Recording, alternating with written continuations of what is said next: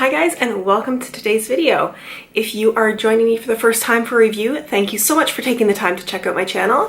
And if you are coming back and have watched me before, thank you so much for taking the time to watch again. So it's not a surprise what we're going to talk about today. You've seen it in the title already. We are going to discuss mascara, and we're going to be talking about the CoverGirl Total Tease Mascara. I try not to be somebody who is taken in by advertising and hype, and it's usually pretty easy for me because I actually don't get television. I don't have cable.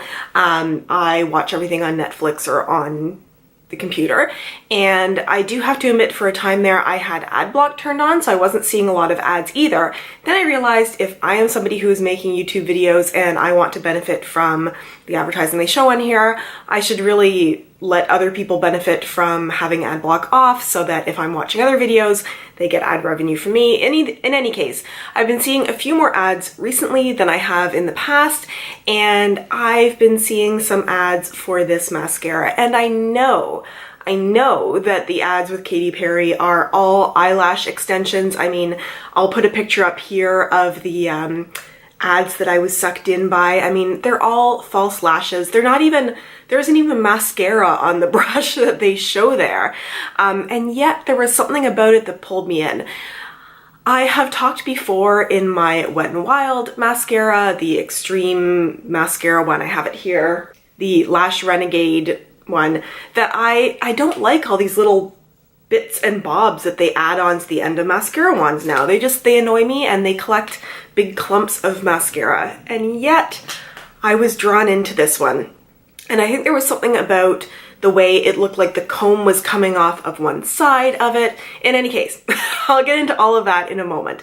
Let's start where we usually do in my reviews. I'll talk a little bit about the company, a little bit of the product, and then I will give you my thoughts on it, and also show me putting this on because I currently have no mascara on at the moment. And I have been using this for a few days to do some wear tests and things like that so that I can give you a fully formulated thought on this mascara. But as always, or as I have been doing over the last few weeks, if you want to skip ahead to the review or the application, I'll put timestamps down below. But to start with now, let's talk a little bit about CoverGirl. It's a bit harder with these big companies to really talk about a brand because they're just so huge. I mean, they have so many products, they have been around for so long that, you know, it's really hard to do an in-depth kind of discussion about a big drugstore brand like CoverGirl, L'Oreal, Maybelline. All of those ones are just so huge. So let me just talk about it a little tiny bit. It has been around, from what I can see, from the early 60s, about 1961. It was originally owned by, it seems like Noxzema, but I'm not sure if that's the same Noxzema we know now. It was then owned for quite a while by Procter & Gamble, and from what I saw online in the last year, in 2016, it was bought by Coty, and Coty has been buying up all kinds of brands. They have Marc Jacobs, they have Rimmel, they have Chloe. It's just a huge list of things. They're one of those companies that just have a whole bunch of brands underneath them, and they are a company that is traded on the stock exchange, so you can buy shares in Coty. So all that to say that they are a company with a lot of funds behind them. They're not necessarily going to be creating trends. You see that, I feel, a little bit more in small companies that have a single visionary person who is leading it. The drugstore brands tend to follow along behind trends a little bit, and what they lack in sort of coming out strong with a new trend, they make up for by having the resources to just pump a whole bunch of products out into the market and just see, you know, what sticks and what doesn't. They were known sort of for their cover girls throughout history. They were, I think, one of the first people to sign on sort of a model or cover girl in like the 60s, and had her as a spokesperson for many years. I actually didn't recognize the name, but then in the 80s they had Christy Brinkley, which was huge.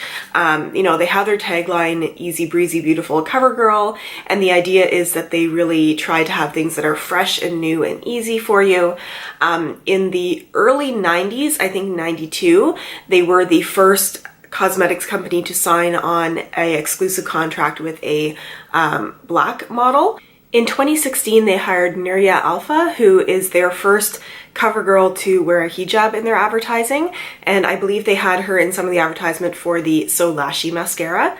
And as many of you probably know, they also hired their first cover girl male model, who was James Charles, and has gotten them in a little bit of controversy since with some of the things that he has said and been up to. What I like to do sometimes is look up any controversies related to the brand, and when you're Googling that and looking for it, pretty much everything lately has been the Twitter comments that he made about Ebola and Africa. If you don't know those, you can go look them up. I think it's one of those things that happens when you sign on really young people that don't have media training, and especially people who are really involved in social media. There's a risk there. You know, you get somebody like Katy Perry, who has her whole line through CoverGirl, and it's unlikely she's going to do something super offensive. I mean, she's been in the public eye for a while, she's a bit older, she's a bit smarter. She's not going to say stuff like that, but you hire on someone who's 16 or 17 who communicates, you know, on the spur of the moment out through Twitter and stuff like that, things are going to sneak through. So that has been their latest controversy, and they had to come out and say that they did not support the things that he said. So that is kind of everything about CoverGirl that I'm going to say right now. They are a drugstore, they have a huge line of cosmetics, pretty much everything you could be looking for, and I have used some of their other mascaras, some of their other products. So let's get into talking about this one, the CoverGirl Total Tease. I was able to buy this mascara in my local drugstore in a Shoppers Drug Mart for $9.99 Canadian. It was on sale. And this does come in a variety of colors. So there is black, there is very black, which is the one that I got. There's also a brown, there's also a blue. And a number of the colors, the blacks and the browns, also come in a waterproof formula. I did not get the waterproof formula because I decided to try just the plain black non-waterproof and see how it did, and especially because my eyes do tend to be a little bit watery, I wanted to see if it was the kind of thing where you had to get the waterproof in order to not have it be smudgy. You know, in the ads they show crazy things happening with this, and I have to admit that I was drawn in by the brush. So I will also insert a picture up here of the brush so you can see it a little bit closer. It is the spiky plastic kind of brush. It is not it's not dense or fluffy in any way, and it does have the sort of spikes on it. Now, interestingly, I mean, you can actually still see a little pink swipe there. Not a lot of mascara collects on that side. So if we look closely at this, and I'll tell you a little bit about it, it has these two rows of spikes that stick off the top and kind of stick out at this end, which is what intrigued me a little bit, because I thought instead of it being sort of a ball at the end, it actually looks like a little comb. And then it has a number, does not have spikes on the side here where it has the little comb, but it has a number of spikes around this side, and they vary in length. So the ones on the side are actually longer than the ones on the back of it, if that makes any sense. One of the things that you may be interested to know with this mascara is you do not get a huge amount in here. So you get 0.21 fluid ounces in this container. In the Wet n Wild one, you get 0.27 fluid ounces. In the L'Oreal Voluminous Carbon Black, you get 0.26 fluid ounces. In the Marcel Ultimate Fringe, which I did a review on before, you get 0.37 fluid ounces. And on one of my go-tos that I've talked about a lot before, which is the CoverGirl Clump Crusher, which is a waterproof one, you get 0.44 fluid ounces. So if you buy the Clump Crusher from CoverGirl, you're going to get more than twice the amount of the Total Tease. This isn't necessarily a bad thing. It depends on if you're the kind of person who runs out of mascara before the window when you need to throw out a mascara. So, you know, if you tend to go through one of these in a few months or 3 months, and then you have to go buy another because you've run out, then you're probably going to run out of this very quickly. If, on the other hand, you tend to be somebody who has a lot of product left and it's now 3 months, 4 months, 5 months, and you need to throw it out because you should get rid of mascara between 3 to 6 months, 6 being the very outside end of it, then maybe you don't mind being a little less in here. However, I would prefer, if there's less product, that I pay a little less money for it. Despite the advertising that talks about teasing and all the rest of it, there's not a huge amount of claims for this, at least not claims that differ from most other mascaras. It says your lashes are going to be full, long, refined, and sexy. It says it darkens and thickens for lash definition, and it also said that it is smudge proof. As far as how to apply, it basically says 3 steps. Curl your lashes if you want to, put this onto your lashes in a sweeping motion, put on more coats if you want it. So it doesn't really say to use this in any way other than you would use a regular mascara. So let me get into showing you the application of this while also telling you a little bit of what I think about it. I'm going to start with the fact that if they call this Total Tease and you have this interesting looking wand that's in here, I really wish they would tell you a little bit more about how specifically they would like you to use this. I thought there were going to be some directions on here about, you know, to use one part of the wand, then use another part of the wand, and how to really get the look going, because there are so many different parts of this that I kind of wish there was a little bit more direction on how to use it. They do say on one of the websites, I think I'm on the Canadian one right now, and I think on the American one, they say to use the little brushy part of this to reach lashes that would otherwise be hard to reach. But other than that, it doesn't really give you a lot more direction than just put on the mascara. I'm going to move you in a little bit closer so we can put this on together, and I would like to do a couple things. I would like to show you a little bit of the trouble that I've had with this, and if I am doing application completely wrong, feel free to leave that in the comments. Tell me how I should be using this to get it to perform better. I've tried this a couple of different ways, and I will show you how I've been putting this on. The first thing I thought to do was use the little tiny brush for my lower lashes.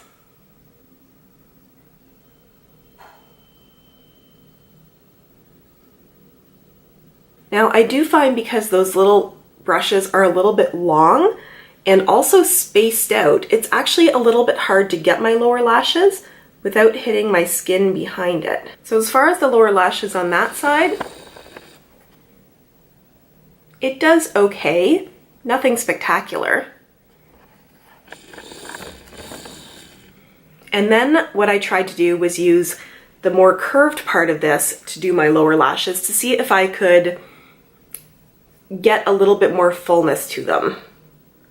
And because the wand varies in how close together the bristles are, I'm going to try to use the ones that are the shortest but the closest together.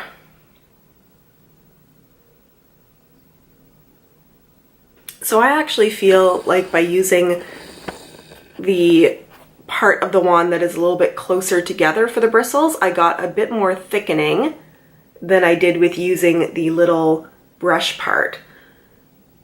But even so, there's a bit of clumpiness here that I don't really look for when I'm doing my mascara. I also do feel like this dries up pretty quickly on here, so I do keep going back into the container again. So I'm going to attempt to get in there with some different areas of the curl of the spiky bit and see what I can do.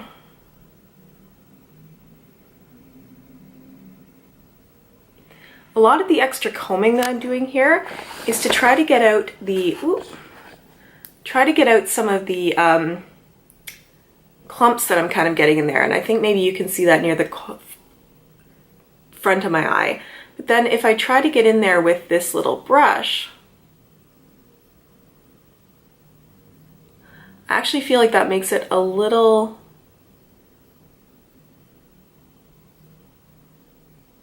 clumpier and messier, like I've now just hit my lid a little bit. So one layer, I mean multiple layers, but putting it on once versus no mascara. And now I'll try on the other side.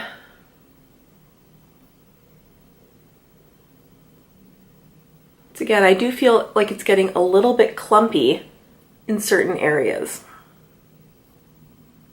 So there we go, one layer of mascara on both.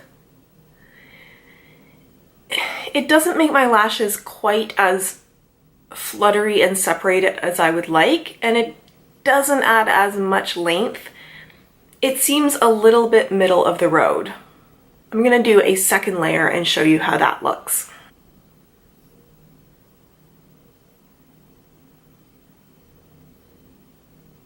I feel like because it's dried up a little bit, a second layer isn't really doing anything.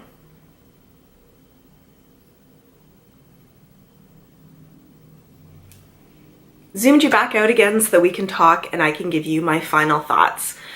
I had a chance to use this through the day, and I have some pros and cons of this.